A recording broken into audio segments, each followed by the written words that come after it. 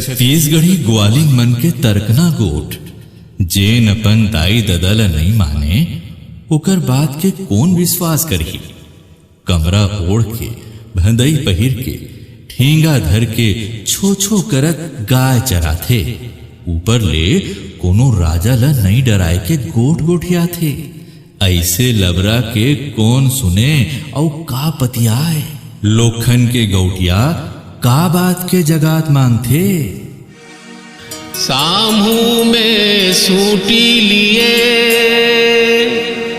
ठाड़ भइन हरियार आगू मोर जगात दे पाछू पा हो जाए।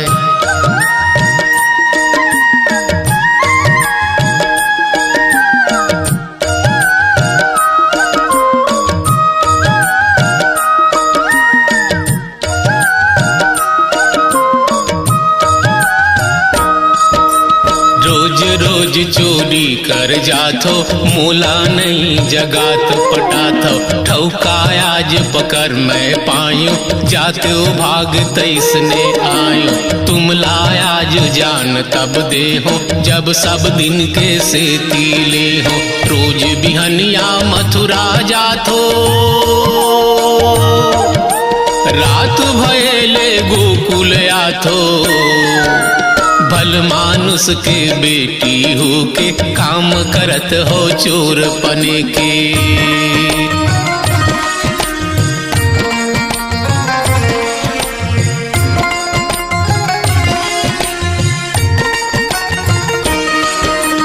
रौताइन सब सुन रिसाइन कबले शाम साव बनाइन। चोरी करत उमर सब मेले भयो बड़े मोहन छोटे ले।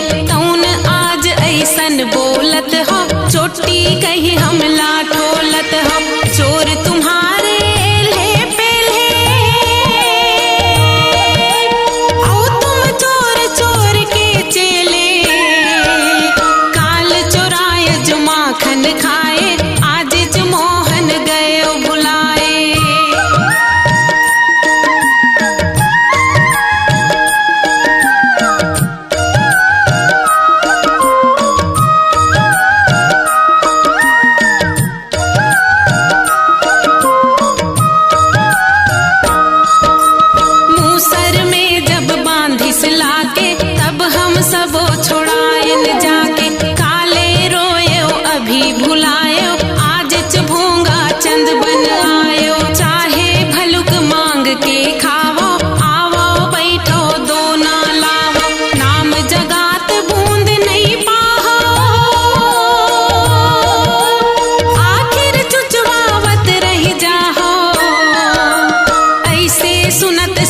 मुस्काइन थोरिक आखी मार बताइन।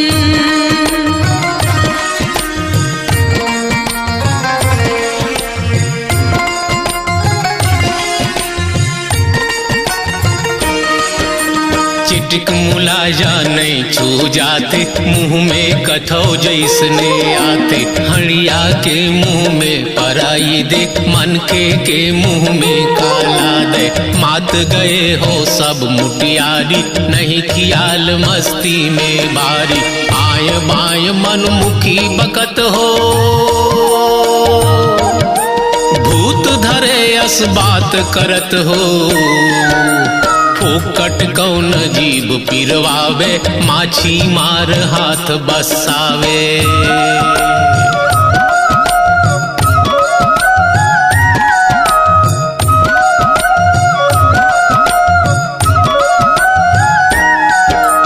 जो मुँह आहे तो न बताहो दान दिए बिन जान न पाहो।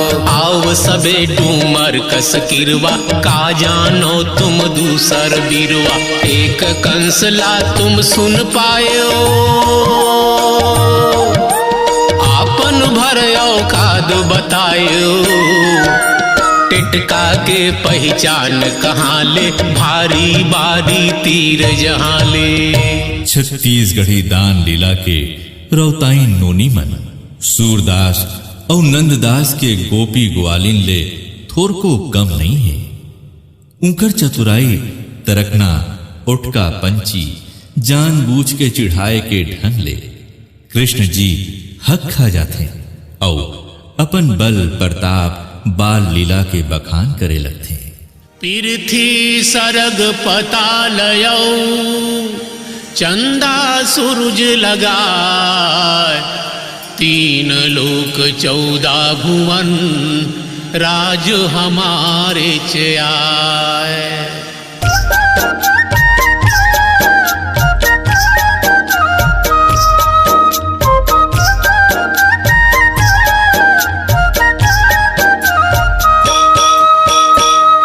कंस ला कौन डरावे, ऐसन कंस हजारों आवे। चूंदी धर के या भी पछारो, चोंगी पिया तो भरे माँ मारो। तेखर डर मोला डरुआ थो, मोला लैका जान बता थो। मैं कैसन लैका हो तेला, जानत हो लैका पन केला। मैं कैसन लैका हो तेला, जानत हो लैका पन केला।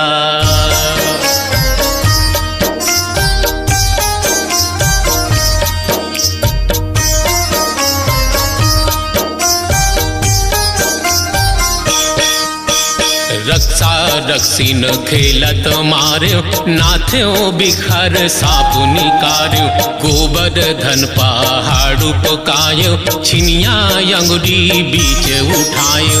ऐसन मैं लय कई दिखावो, जानत हो का गुन गुठियावो। मूला माखन चोर बता थो, का गुण आपन ये बोलू का थो। मूला माखन चोर बता थो, का गुण आपन ये बोलू का थो।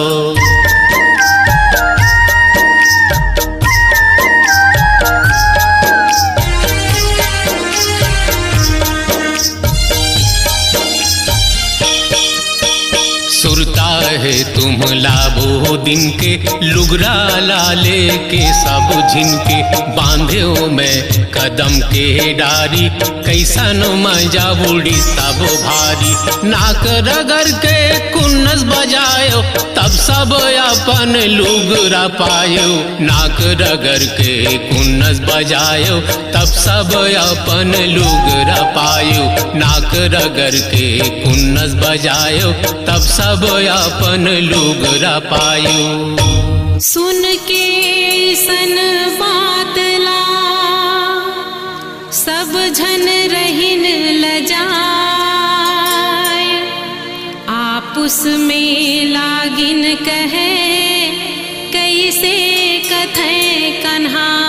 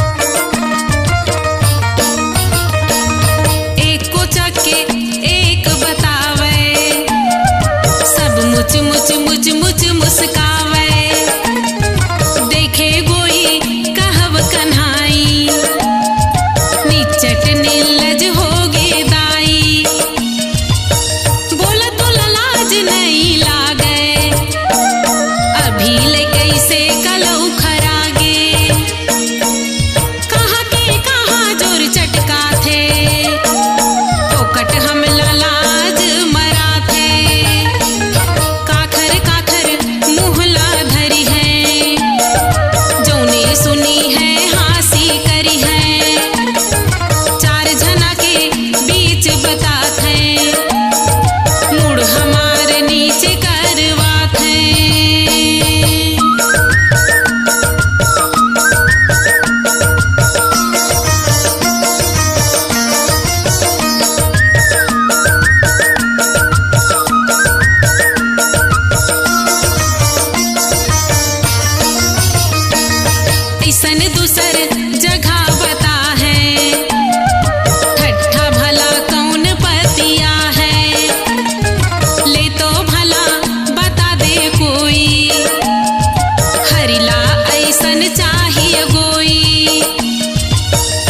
सुनत श्याम मुस्काए, पौन चावत जागु आए।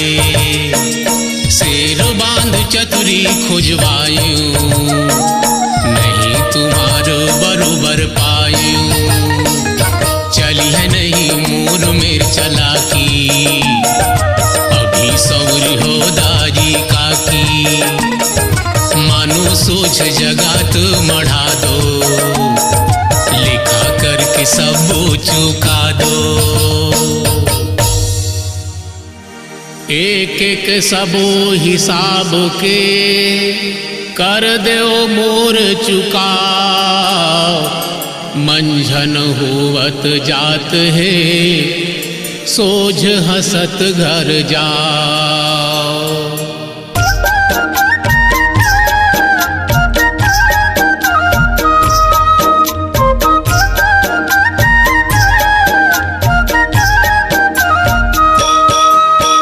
नहीं तो फटफट में पर जाओ, फोकट इज्जत अपन गवाहो। देखत अभी नगा में ले हो, और फिर सब हाल कर दे हो। आखिर फिर हाथ का आया है, बात तुम्हार कौन रही जाए। तीर खींच के कथों चिता के, मूला क्रियानंद बाबा के। तीर खींच के कथों चिता के, मूला क्रियानंद बाबा के।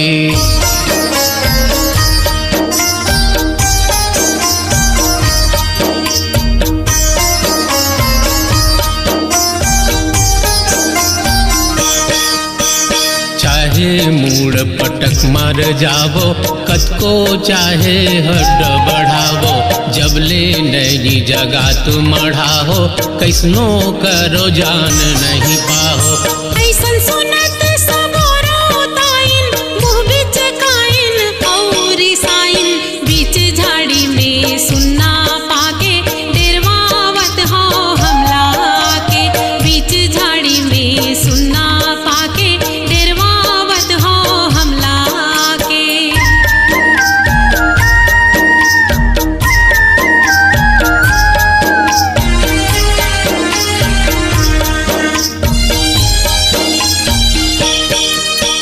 लोखन के रे उधैया आए, छेकत बेटी पतो पर आए। अभी जाए घर अपन बताथन, लिगरी दूके चार लगाथन। तो फिर श्याम हाल का हो है, हंसी खेल बात ये नो है। तो फिर श्याम हाल का हो है, हंसी खेल बात ये नो है। तो फिर श्याम हाल का हो है, हंसी खेल बात ये नो है। टूरी टूरी जान के मोहन करत अबेर। घुचो चलो अब जान दो, ढरकन लागिस बेर।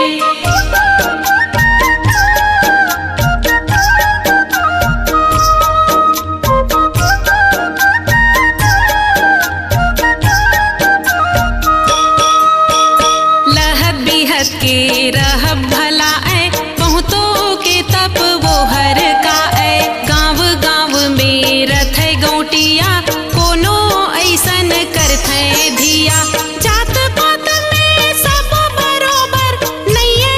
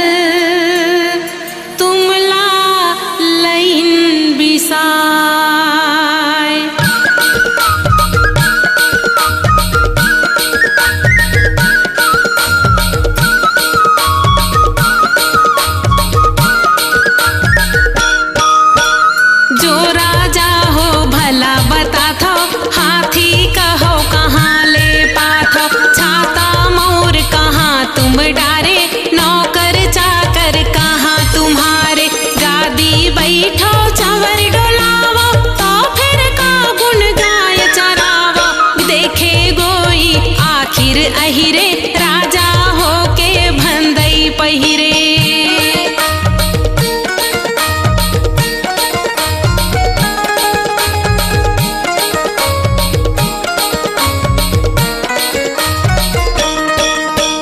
हीरा मोती लाल कहाँ गए, गुंगची पहिरे लाजे नहीं लागे। पीक मंजूर लगाए पागा, लाज चिटिक नहीं लागे कागा।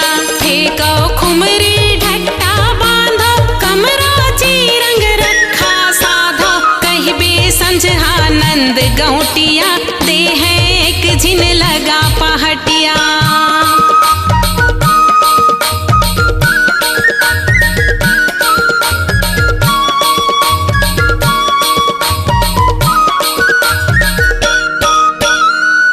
नहीं आवे थोरको के, ठेंगा पकड़े राजा होके। बिन मन के तनखे बिन बाजा, नेवाई के देखेन राजा। ऐसन सुनत श्याम मुस्काइन, निधड़कन चटा गाड़ी आइन। सुआ मान पोस चारिक ठन, रौताइन राखे घर दूझन।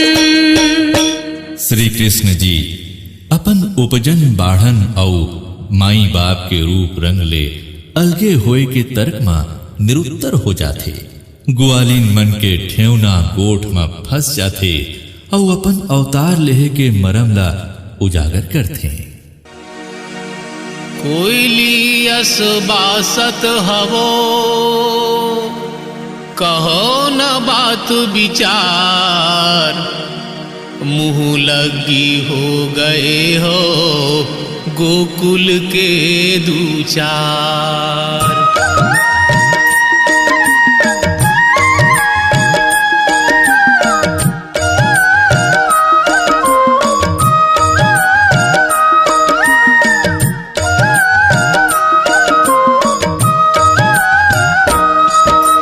तबे सबे मिलकी मारत हो, तुम मूला निंदरे डारत हो। सुनत वो पूछत हो तोला, कब जनमत देखे हसमूला। कहाँ ले नंद जसोदा आइन, जानतो इला कौन बनाइन। मैं ही सिरज थो, मैं ही चरा थो, मैं ही जिया थो, मैं ही मरा थो।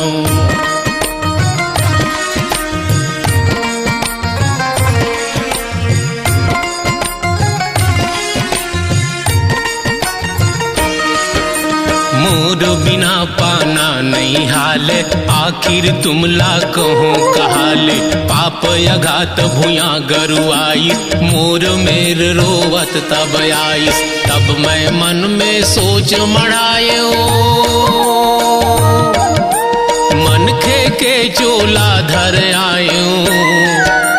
जम्मा मनुआ चारी करी है, लीला गा है सुनी है तरी है।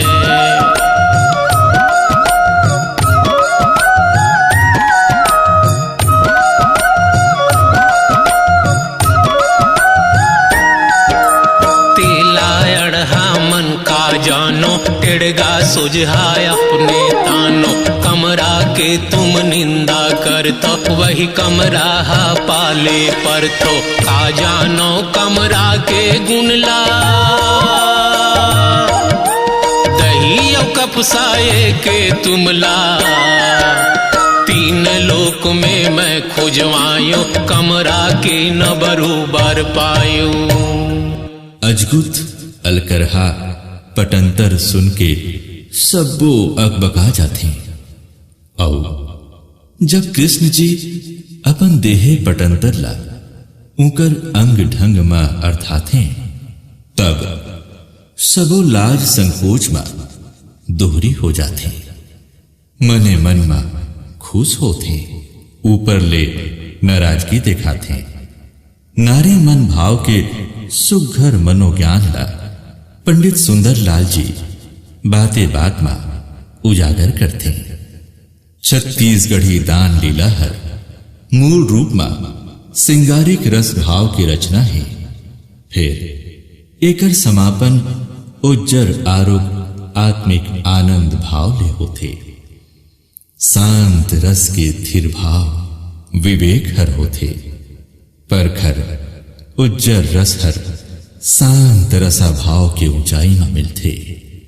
जेमा आनंदे आनंद ही ऐसन सुख आनंद के मजा हर लोक व्यवहार ले अलग होते, जेमा परमानंद के आभास होते। अजगुत अजगुत बातला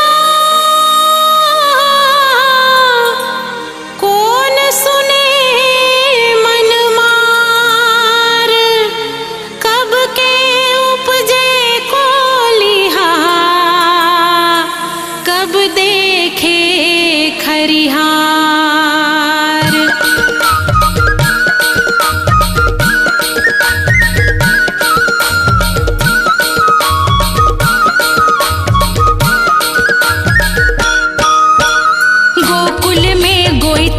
खटावे मारे मुड़ हो गोड़ बतावे, हम हो खार खो जाइन सबरा नहीं पाइन मोहन असलबरा।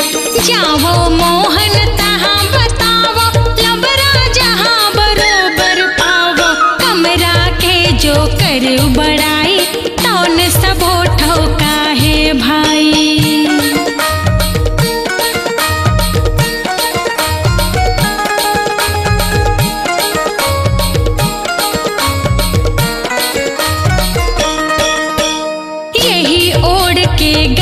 चरावो ये खर घेंग हो झड़ी लगावो, यही ओढ़ के जाड़ बुतावो, यही ओढ़ के घाम घलावो। काम परेली यही डसावो, एकरे शीशा मोड़ मड़ावो। सबोर कम में ये जात है बन है कमरा तुम्हार पतराखन।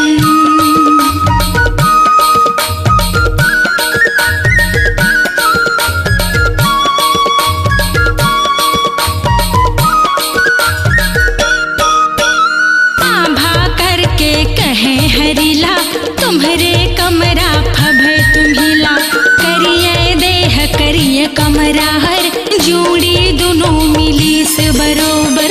ऐसे कह के सब राताइन तब रेंगे बर पाँव उठाइन, दौर लाल आघोला छेकिन जात कहाँ हो दान दिए बिन।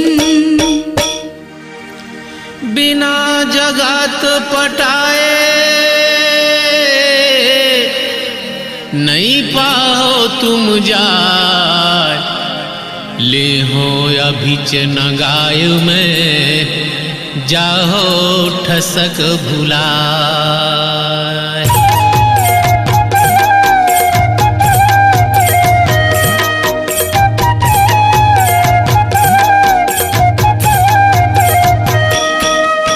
सुन के ऐसन बात कन्हाई सब रउताइन गईन रिसाई। भले बाप के बेटा होवे तो तय नई नगाय बस लेवे, ऐसे कह पेलिन गुआ मन चलिन छनाक छनाक सबो झन।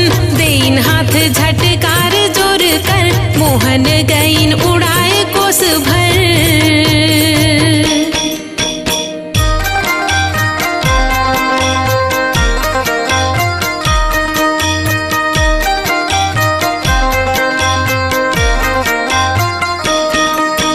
झुरमुट करिन श्याम फिर आगिन, झुमटा झुमटा होवन लागिन। कजिया के ओ खिला करके हरिला सब पोटारे धर के। कोनो पकड़े कोनो नंगावे ऐसने ऐसने साध बुतावे, तब मोहन सुसरीला पारिन हलर हलर डारी मन हालिन।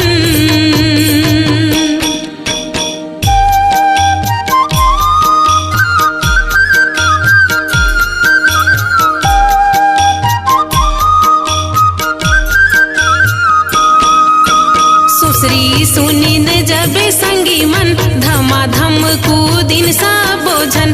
अक बकाय देखे रउताइन जैसे टीडी फाफा आइन। कोतुत रोको शंख बजाइन सुन के सबको हाजुरी आइन।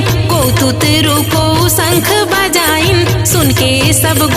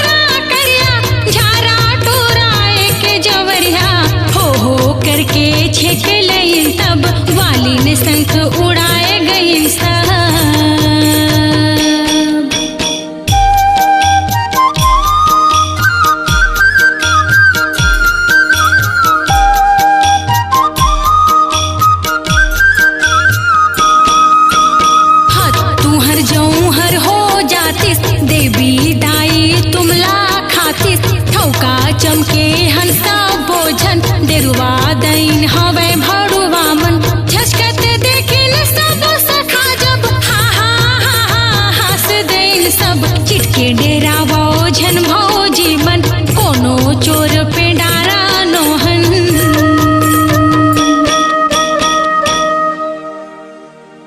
अपनी आवाज को दीजिए एक नया मुकाम। डिजिटल रिकॉर्डिंग की दुनिया का जाना पहचाना नाम स्वरांजलि, जहां गूंजती हैं ध्वनियां अपनी माटी की सौंधी सुगंध के साथ। छत्तीसगढ़ी संगीत के विविध रंग जो पहुंचाते हैं पूरे प्रदेश में डिजिटल रिकॉर्डिंग के संग। स्वरांजलि स्टूडियो, नेमीचंद गली नंबर 2, गंजपारा, रायपुर।